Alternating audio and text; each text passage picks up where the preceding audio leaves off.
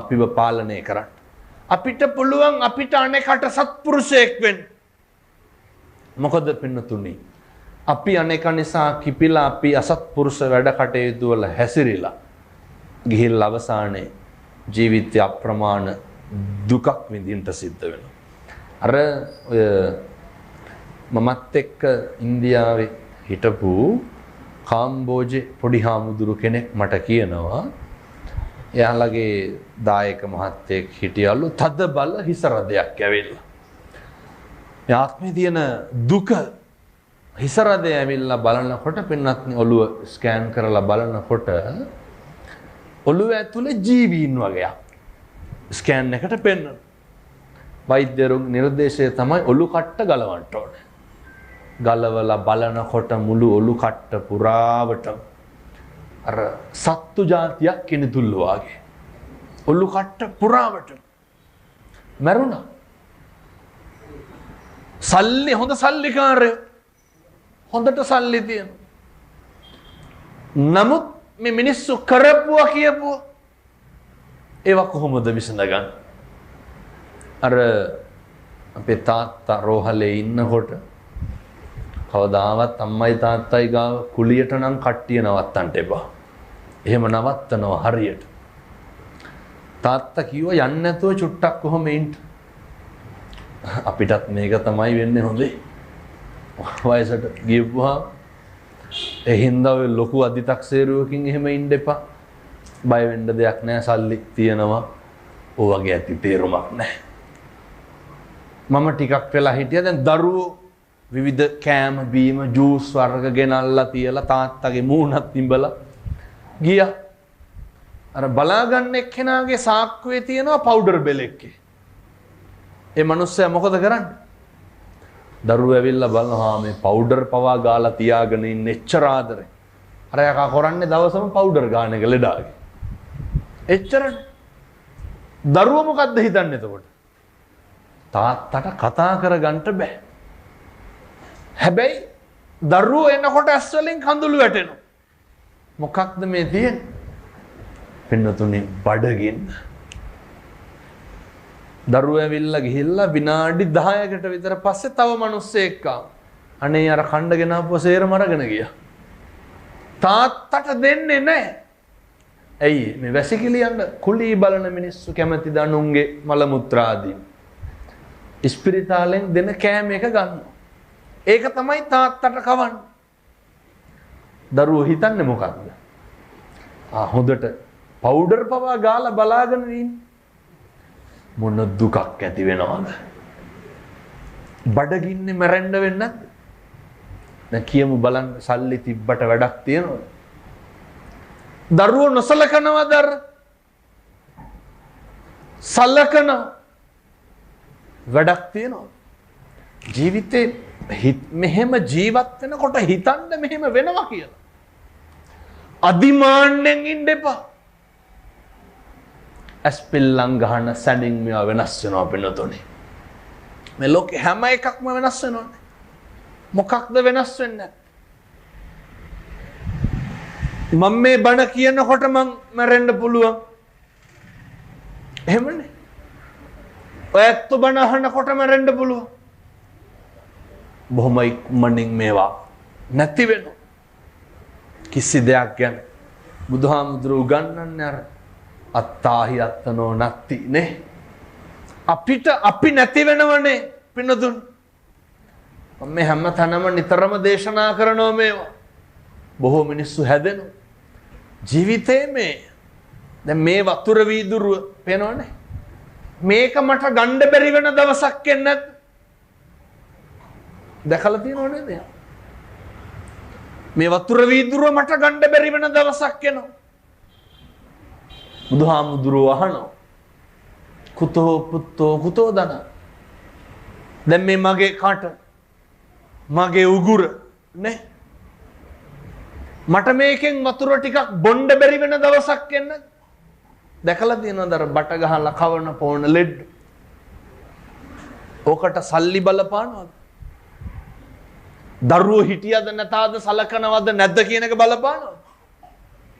පින්නතුනේ ජරාව ව්‍යාධිය, මරණය කියන මේ යථාර්ථයට මෙහා තියෙන හැම එකක්ම අපිට වැඩක් නැති දේවල්. දවසින් දවස පුරුදු වෙන්න. හෙට ඉඳන් කරන්න. මම දවසින් දවස මොකේටද මේ යන්නේ? මැරෙන්න නෙමෙයි. පැහැදිලිද මම මේ කියන්නේ? දවසින් දවස ජරාවට නෙමෙයිද යන්නේ?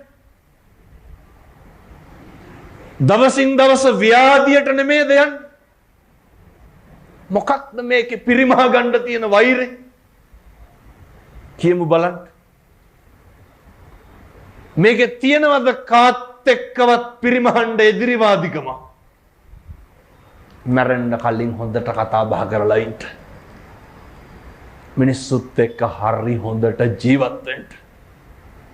දෙන්න පුළුවන් නම් කාට හරි ඇල්ලතුරු වීදුරුවක තරම දෙයක්වත් ඒක හරි සතුටින් දෙන්න. දැන් මේ මම දැන් මේ අපේ නෝන මහත්තුරු මේ මම එන්නකම් දන්නේ නේ කළුද්ද සුදුද කියලාවත් නේ. මේ බොහොම කියපු සැනින් ඒ දවස නිදහස් නම් මට මේ කියවරලා තව බණක් කියන්න කිව්වොත් මම ඒත් කියනවා. ඇයි? හේතු සංසාරේ කවදානම් ආයේ මං මිනිස්සෙක් වෙලා උපදින්නද? මිනිස්සු වෙලා උපදින එක නෙමේ තියෙන අරුමේ. කවදා මම මෙහෙම අංග සම්පූර්ණව උපදින්නද? ඒකත් නෙමේ තියෙන අරුමේ. සංසාරේ කවදානම් මට ආයේ මහාන වෙන්න හම්බෙයිද? එහෙම හම්බෙන්නේ නැහැ. මහාන වුණත් කවදානම් මට ආයේ බණ කියන්න හම්බෙයිද? බණ කියන එකත් නෙමේ තියෙන ප්‍රශ්නේනේ. මිනිස්සු බොහොම කැමැත්තෙන් හාමුදුරුවනේ වඩින්න කියලා එහෙම ආරාධනා කරන භික්ෂුවක් වෙන්න හම්බෙයි. ඉතින් මං කරන්න ඕන මේ හම්බුණු එකෙන් මේක කරන එක. දැන් හිතනවත් ඇතිනේ මේ ඈත ඉඳන් ආව වෙන ගානක් එහෙම ගන්නව ඇති කියලා. මේ කවදාවත් මේ පැවිදි ජීවිතේ මේකට මෙච්චරයි කියලා මතු සසරකටවත් මට එහෙම හිතෙන්න එපා කියලා මම පතනවා. මෙතන මිනිස්සු 10ක් හිටියා. එක්කෙනෙක් හිටියා. හරි උමනාවෙන්, හරි අනුකම්පාවෙන්, හරි ගෞරවයෙන් නිකවරට ඉඳන් කිලෝමීටර් 350ක් විතර සේරම යන්න 650ක් 800ක් තියෙනවා. දැන් යනකොට පාන්දර 2-3 විතර වෙයි. ආයෙ මම හෙට උදේ 6ට නැගිටලා පිරිවනට යන්න ඕන. ආයේ කිවරලා 12:00ට හෙට බණක් කොහේ හරි දුරක තියෙන්නේ මම හිතන්නේ. කළුතර පැත්තේ හරි කොහේ ආයෙන්ට ඕන. අප්‍රමාණ කැපවීමකින් මේ කටයුත්ත කරන්නේ ඇයි? මිනිස්සු හැදෙන්න ඕනේ. මේ කියන එකක් හරි අහගෙන ඉඳලා කරන එක වරද්දක් හරි වලකිනවන. ගෙදර තුල සතුටෙන් සමගියෙන් ඉන්නවන. හැල්මේ දුවන මේ ජීවිතේ નિසරු බව තේරුම් ගන්නවන. මොකටද අපි මේ කරන්නේ කියලා හිතනවන. අඩුම මමත් ලෙඩ වෙනවා කියලා හරි තේරුම් ගන්නවන. වෙන අකුසල් අඩු වෙනවා. අපිට දවසක් එනවා පින්නතුනේ අර දැකලා තියෙනවද අපි දැන් අකම හරි පිළිකුල් නේද ඔය මල මුත්‍රා දකින්න කරන්න හරි අපිරියයි. දැකලා තියෙනවද අර බඩේ පැකට් එක එල්ලගෙන එහෙම ඉන්නවනේ මල පැකට් එක බඩේ එල්ලගෙන ඉන්න. ඔක අපිට වෙන්නේ නැද්ද? කවුද දන් මේක එල්ලගෙන ඉන්න වෙනවා. කොච්චර අපිරියාවක්ද? කොච්චර පිළිකුලක්ද? එතකොට වැඩක් තියනවාද අපේ ඇඳුම් වලින් වැඩක් තියනවද? සල්ලි මිටි පිටින් ගොඩ ගහලා තිබ්බට වැඩක් තියනවද? ජීවිතේ ඉගෙන ගන්න. සතුටට එහා ගියපු ආය ධනයක් තියෙන්න බෑ. සන්තුට්ටි පරමං ධන. කවුද මේවා ඉගෙනුවේ? බුදුවරු උගන්වපු මේවා වඩන්න. කොහොමද සතුටින් ඉන්නේ? වෙන මොකුත් ඕනේ පින්නතුනි. අනේකට දුක් දෙන එක නවත්තන්න. හෙට උදේ නැගිටපු ගම පුරුදු වෙන්න. හෙට උදේ ඉඳන් මේ අම්මලා තාත්තලා සේරම මේක කරන්න. පින්නතුනේ දැවෙන තැවෙන හැල්මේ දුවන මේ ජීවිතේ හැම සත්වයකටම මෛත්‍රී කරන්න. කොහොමද? නැගිටපු ගමන් ලෝකේ සේරම දෙනා දුකින් මිදෙන්න ඕන. සේරම නිරෝගී වෙන්න ඕන. මගේ අම්මා මගේ තාත්තා සුවපත් වෙන්න ඕන. මගේ දරුවෝ මට වෛර කරන උදවියට මෛත්‍රී කරන්න. කවුද ඔක ඉගැන්නුවේ? බුදුවරු. මේක නෙමෙයිද කරන්න ඕන? ඔක ඉතින් ඇයි කරන්නේ නැත්තේ? මම මේ කියපු එකකටවත් රුපියල් 50ක්වත් වියදම් වෙනවද? වෛර කරන මිනිස්සයාට වෛර කරලා ඒක කවද්ද පින්නතුනි ඉවර කරගන්න? නිකමටවත් හිතෙන්නේ නැද්ද? දැන් බලන්න ඔය වෙඩි තියලා මරනවනේ. කපනවා කොටනවා. ඇයි? වෛරක්කාරයෝ සංසාරේ කොච්චර ඇද්ද තෝ මරනවා කියාගෙන. කවදාවත් එහෙම කියන්න එපා. හේතුව පෙර සසරේ පින්වන්තකමට කතා කරන්න හම්බුනේ එහෙම කියන්න නෙමෙයි. කව හෙට ඉඳන් කිසි කෙනෙකුට එහෙම කියන්න එපා. විහිළුවටවත් කියන්න එපා. කාල් යක්ෂණීය දරුවෝ මරමරා කන්නේ ඇයි? වෛරේ තියෙන භයානකකම. ඒ නිසා දීර්ඝ අනුශාසනා කරන්න උවමනාව තිබ්බත් මේ ස්ථානයේ තියෙන නියමයන් අනුව අපේ කටයුතු කරන අපේ මහත්ම මට දැනුම් දුන්නා. මේ මෙතන වැඩ කරන පිළිවෙලක් තියෙනවට අපි අනුගත නොවුනොත් මොකද වෙන්නේ? මේ ආයතන පවත්ව ගන්න බැරුව යනවා. මේ ආයතන මෙච්චර පිළිවෙලට මෙච්චර ඕනෑකමින් හරි විනය නීති රීති නොතිබ්බොත් මොකද වෙන්නේ? මාතර බෝධිය ගාව මේ පින්කම් තව සතියක් කරයි. එහෙමනේ. ආය නැත්තම් කරන්න බෑ. නීති රීති තියෙන්න ඕන. බුදුන් වහන්සේ භික්ෂුන් වහන්සේලාට අනුදැන වදාලා මොකක්ද? අනුගත වෙන්න නීති රීති වලට. කෙසේ හෝ වේවා. පෙර සංසාරේ කරපු පිනකට ආනිසංසයකට අහම්බෙන් නමුත් ඔයත්තන්ට මේ ධර්ම දේශනාව ශ්‍රවණය කරන්න පින තියෙන්න ඇති.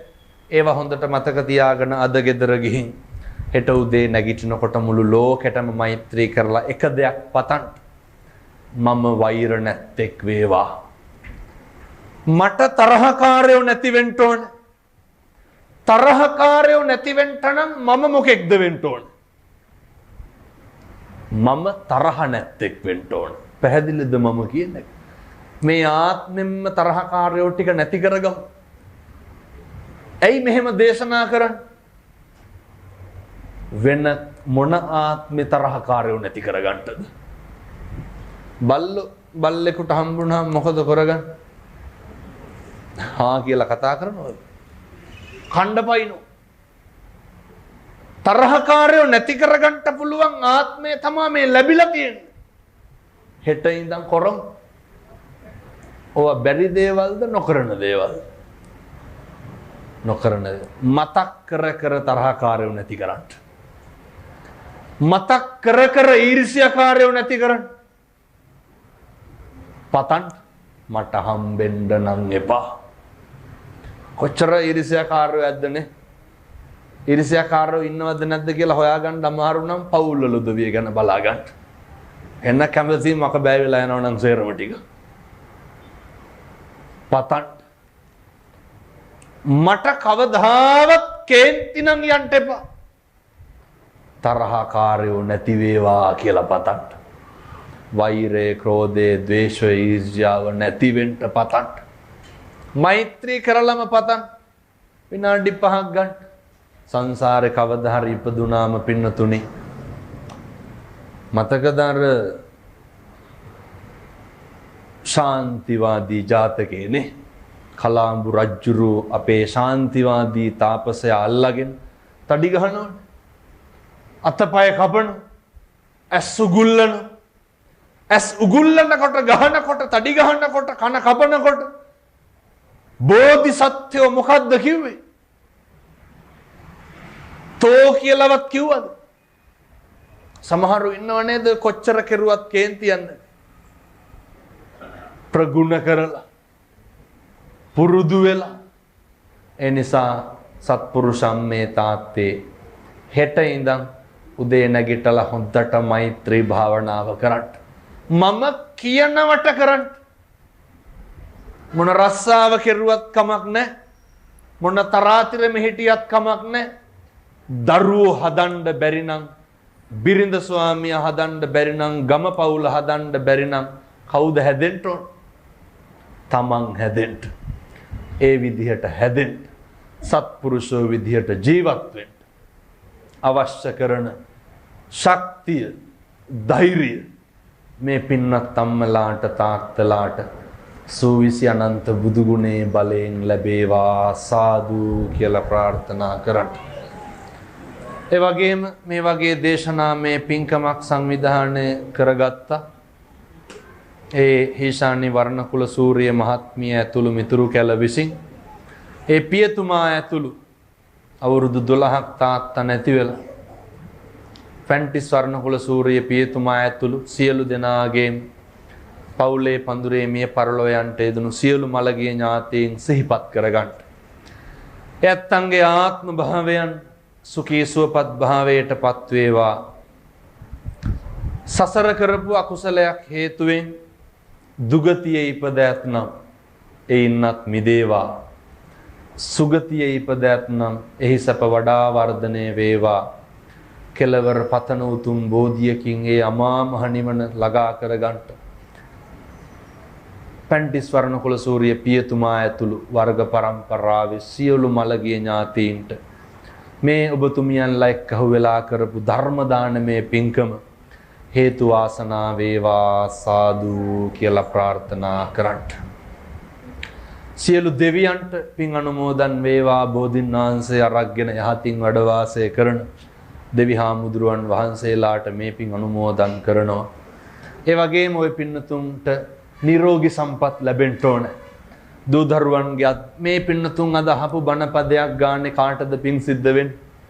මේක සංවිධානය කරපු ඇත්තන්ට අනේක වාරයක් නිරෝගී භාවය ලැබේවා. දූ දරුවන්ගේ අධ්‍යාපන කටයුතු සර්ව ප්‍රකාරයෙන් සාර්ථක වේවා. අපි ප්‍රාර්ථනා කරමු සාදුකාරයක් දීලා සසර වසනතුරු නිවන් දකින්නතුරු සාපිපාසාති දුකකට නම් පත්වෙන්න එපා. උපදින හැම භවයේම පින්දහම් කරන්න වාසනාව ශක්තිය ලැබේවා. නොබෝ කාලයකින් නොබෝ දිනකින් ඒ අමා මහ නිවන අවබෝධ කරගන්නට චතුරාර්ය සත්‍ය ධර්මය අවබෝධ කරගන්නට මේ පින් සසරට පාරමිතාවක් වේවා සාදු කියලා පින් අනුමෝදන් වෙමු. ඒ වගේම හදු වඩපු අම්මට තාත්තට ගුරුවරුන්ට දෙමව්පියන්ට ඒ වගේම මේ බෝධි ආරක්ෂක භාරකාර මණ්ඩලයේ අපේ මේ මහත්තුරුන්ට මේ සියලු දෙනාට අනේක වාරයක් පින් සිද්ධ වේවා. බණ අහන්න ඇවිල්ලා ඉන්න බෝධිය වඳින්න ආපු අපේ පින්වත් සියලු දෙනාගේම හිත්වල තියෙන යහපත් අරමුණු දලදා හාමුදුරුවන්ගේ ආනුභාවයෙන් ඒකාන්තයෙන් මුදුන් මල්පල ගැන්වේවා. කවදාවත් ලෙඩක් දුකක් නම් හැදෙන්න එපා කියලා මම ප්‍රාර්ථනා කරනවා. සියලු දෙවි හාමුදුරුවන් වහන්සේලාට මේ පින් අනුමෝදන් වේවා. අවසානයේ ලෝකවාසී සියලු සත්වයෝ සුවපත් වේවා, නිදුක් වේවා, නිරෝගී වේවා සාදු කියලා ප්‍රාර්ථනා කරන්න. ඔහොම වන්දනා කරගන්න ආශිර්වාද කරනවා. සබ්බීතියෝ විවජ්ජන්තු සබ්බ රෝගෝ විනස්සතු මාතේ භවත්වන්තරායෝ සුඛී දීඝායුකෝ භව. තෙරුවන් සරණයි. සුවපත් වේවා.